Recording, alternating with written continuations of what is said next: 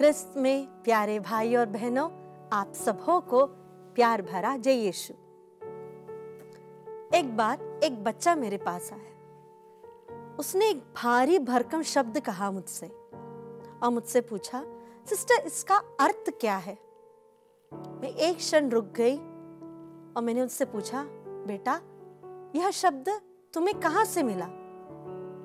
पहले उस बच्चे ने मुझसे कहा, सिस्टर यह शब्द हमेशा मेरे मन में आता रहता है। मैं बोला, आपके मन में यह शब्द आया कहां से? क्योंकि बहुत खराब शब्द है, वो बहुत बुरा शब्द है वो।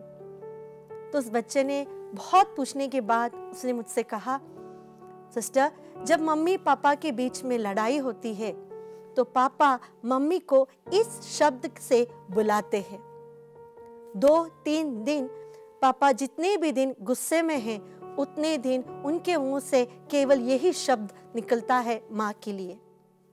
प्यारे भाई और बहनों, एफेसियों के नाम पत्र अध्याय 4 पद संख्या 29 में प्रभु हमसे कहते हैं, आपके मुख से कोई अश्लील बात नहीं, बल्कि ऐसे शब्द निकले जो अवसर के अनुरूप दूसरों के निर्माण तथा कल्याण में सहायक है। हमारे मुंह से ऐसे कोई भी गंदे शब्द नहीं निकलने चाहिए जो हम दूसरों के सामने कभी नहीं कह सकते। हमारे जीवा यानी हमारे टंग पर इतना पावर है कि हम किसी के जीवन बना भी सकते हैं और पूर्ण रूप से उसे बिगाड़ भी सकते हैं। इसीलिए ही सुक्ति ग्रंथ अध्याय 15 पद संख्या 4 में ग्रंथकार कहते हैं, सांत्वना देने वाली वाणी जीवन वृक्ष है, किंतु कपटपूर्ण जीवा मन को निराश कर देती है।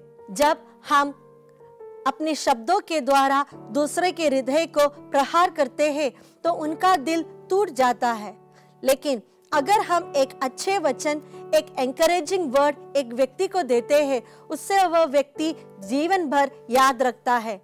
कई बार हमें भी एक ऐसा एक्सपीरियंस जरूर हुआ होगा जहां पर किसी ने हमें एक शब्द कहकर हमें एनकरेज किया हो। सिर्फ छोटी सी बात, बेटा तुमने बहुत अच्छा किया है, आगे तुम बड़ा बनोगे, इतना कहने में ही हमें कितना प्रोत्साहन मिला है। लेकिन हमारे जीवन में ऐसे भी लोग रहेंगे जिन्होंने अपने शब्द के द्वारा हमारे हृदय को बहुत दुख दिया है और हम निराश हो गए हैं।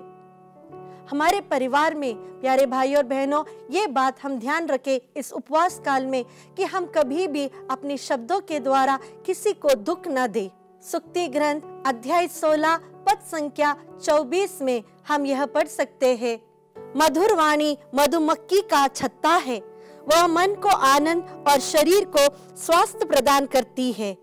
कई बार हम देख सकते हैं कि पति या पत्नी एक दूसरे की कमियां बोलते बैठते हैं, हर चीज में खोट देखते हैं।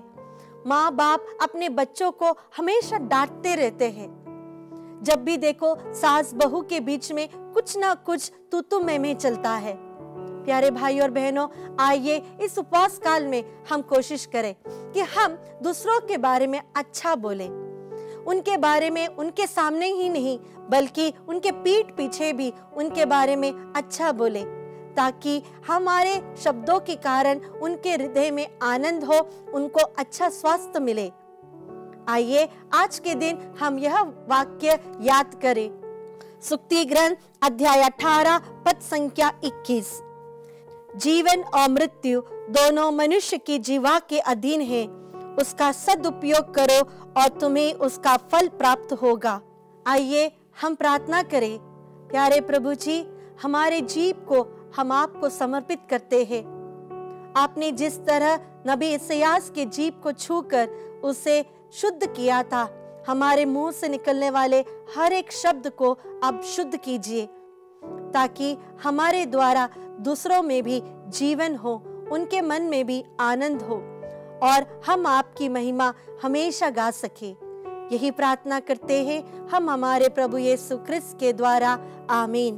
पिता, पुत्र और पवित्र आत्मा के नाम पर, आमीन। आप सबों को जय यीशु।